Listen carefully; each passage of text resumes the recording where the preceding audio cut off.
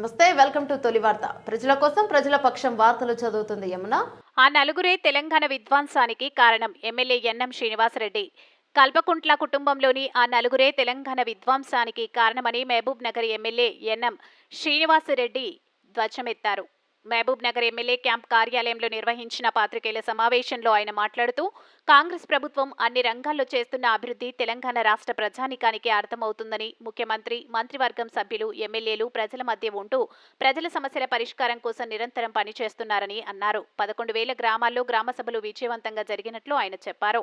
Davos పర్యటనలో రాష్ట్ర ముఖ్యమంత్రి 1,78,000 కోట్ల రూపాయలకు ఒప్పందాలు చేసుకోవడంతో భారతదేశం ఆశ్చర్యపోయిందని, 2018-2023 మధ్య బీఆర్ఎస్ పార్టీ తెచ్చిన పెట్టుబడులు కేవలం 25,000 కోట్లే అని, అదే 14 నెలల వ్యవధిలో 2,19,182 కోట్ల రూపాయల పెట్టుబడులు రేవంత్ రెడ్డి సారథ్యంలో తెలంగాణ రాష్ట్రానికి భారీగా పెట్టుబడులు వచ్చాయని ఆయన గుర్తు చేశారు.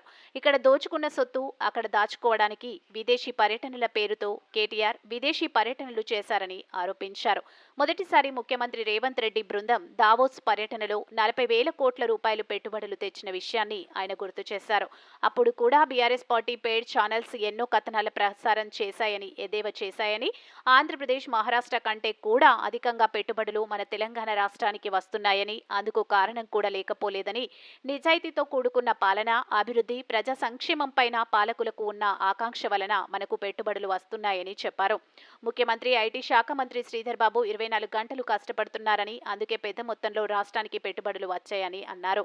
ఈ కార్యక్రమంలో మున్సిపల్ చైర్మన్ ఆనంద్ గౌడ్, ముడా చైర్మన్ లక్ష్మణ్ యాదవ్, గ్రంథాలయ సంస్థ చైర్మన్లు మల్లు నరసింహారెడ్డి, డీసీసీ ప్రధాన కార్యదర్శి Siraj Khadri, Congress party social media in charge CJ Benhur తదితరులు పాల్గొన్నారు. మీ తొలి వార్త న్యూస్ ని సబ్స్క్రైబ్ చేసి, లైక్ చేసి, షేర్ చేయండి.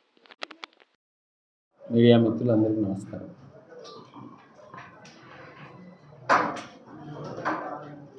మేము అధికారంలోకి వచ్చి సంవత్సరం మీద 2 నెలలు దాదాపుగా కావస్తూ ఉంది. మా పాలనకు బీఆర్ఎస్ పార్టీ పాలనకు తేడా ఏంది అనేది అన్ని రంగాల్లో కూడా స్పష్టంగా ప్రజలకు అర్థమవుతూ ఉంది. కేవలం కేటీఆర్కు, కల్వకుంట్ల కుటుంబానికి తప్ప మొత్తం తెలంగాణ ప్రజానీకానికి ప్రజల కోసం పనిచేసే ప్రభుత్వం ఇది.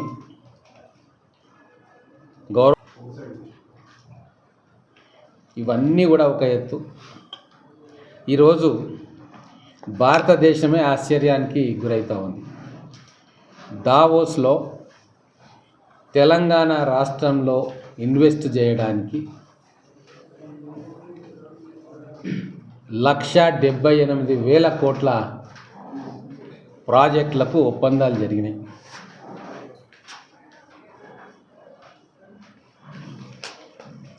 చాలామంది భ్రమపడతా ఉంటారు, కేటీఆర్ చాలా పోటుగాడు, మొనగాడు, ఏమో చేసిండు హైదరాబాదును, ఏమో చేసిండు తెలంగాణ. వాళ్ళు ట్విట్టర్లలో పోటుగాళ్ళు, మనగాళ్ళు. ఈరోజు స్పష్టంగా 2018 నుంచి 2023 దాకా వాళ్ళు తెచ్చిన ఇన్వెస్ట్మెంట్ ఎంత? 25,750 రూపాయలు మాత్రమే.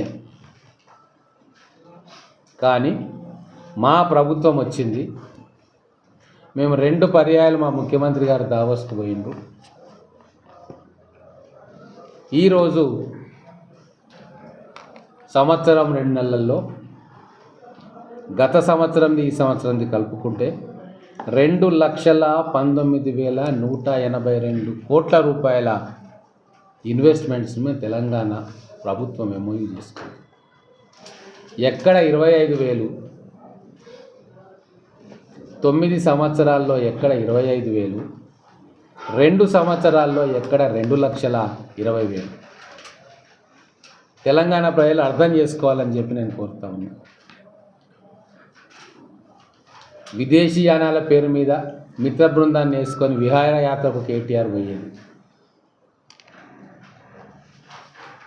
ఎన్నిసార్లు విదేశీ యాత్ర చేసిండు కేటీఆర్? మరి ఎందుకో రాలేదు ఇన్వెస్ట్మెంట్? అంటే ఇక్కడ దోచుకున్న డబ్బును దాచుకోవడానికి విదేశీయానం పోయిందని చెప్పి ఇప్పుడు అందరూ అనుకుంటా ఉన్నారు. మొదటిసారి దావోస్ పోయినప్పుడు పేడ్ వారియర్ సోషల్ మీడియా బీఆర్ఎస్ ఎన్నో తప్పుడు రాతలు రాసింది. అయినా సరే 40,000 కోట్ల రూపాయలు తెచ్చుకున్నాం. అవన్నీ కూడా ఇమ్మీడియట్గా గ్రౌండింగ్ అవుతుండే. ఇప్పుడు కూడా ఆంధ్రప్రదేశ్ కంటే మహారాష్ట్ర కంటే ఎక్కువగా ఈరోజు తెలంగాణ రాష్ట్రంలో పెట్టుబడులు పెట్టడానికి ఎందుకు వస్తున్నారు అంటే, ఇక్కడ ఈ ప్రభుత్వము గౌరవ ముఖ్యమంత్రి గారు తీసుకుంటున్న నిర్ణయాలు పారదర్శకంగా అవినీతి లేకుండా నిజాయితీగా మా ప్రజలకు ఇన్వెస్ట్మెంట్ ఇక్కడ పెట్టేయాలి, మా ప్రజలకు ఉద్యోగాల కల్పన జరగాలి అని ఒక నిజాయితీతో కూడిన ఆకాంక్ష మాలో ఉన్నది కాబట్టి మా ప్రభుత్వంలో అది అర్థం చేసుకున్నారు కాబట్టి వచ్చింది. ఇంగ్లీష్లో మాట్లాడి ఫ్యాషనబుల్గా డ్రెస్సులు వేసుకొని left right handsome boys and గర్ల్స్ని పెట్టుకుంటే ఇన్వెస్ట్మెంట్లు రావు. మా శ్రీధర్ బాబు గారు, మా రేవంత్ రెడ్డి గారు 24 గంటలు ఈ రాష్ట్రం శ్రేయస్సు కోసం తప్పిస్తున్నారు కాబట్టి అటువంటి పాలసీలు తీసుకొస్తున్నాం. ఒక 4th సిటీ అని చెప్పి మేము ఎస్టాబ్లిష్ చేసుకొని వచ్చిన వాళ్ళకి అక్కడ భూములు కేటాయించుకుంటూ వాళ్ళ కాన్ఫిడెన్స్ని గెయిన్ చేస్తూ ఉన్నాం. మీరు ఎందుకు చేయలేకపోయినరా పని అని చెప్పి ఈరోజు కల్వకుంట్ల కుటుంబాన్ని నేను ప్రశ్నిస్తూ ఉన్నాను.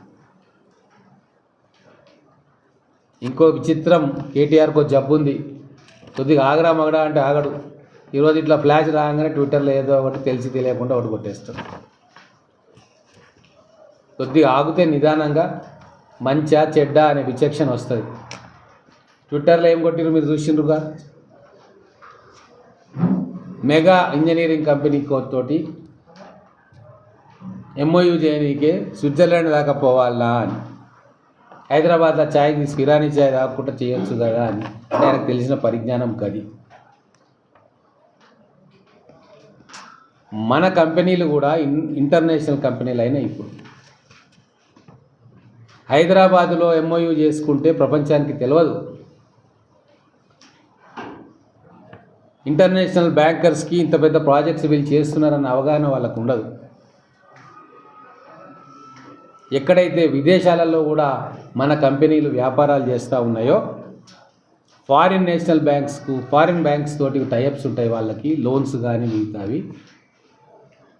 సో స్విట్జర్లాండ్ లాంటి వేదిక మీద వాళ్ళు ప్రాజెక్టులు అనౌన్స్ చేస్తే వాళ్ళ ఫండింగ్ ఈజీ అవుతుంది. ఇంకా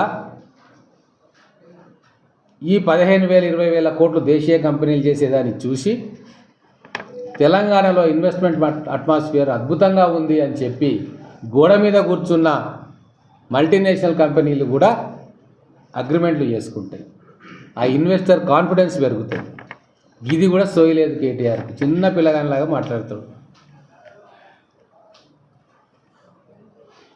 అందుకే ఈరోజు ప్రత్యేకంగా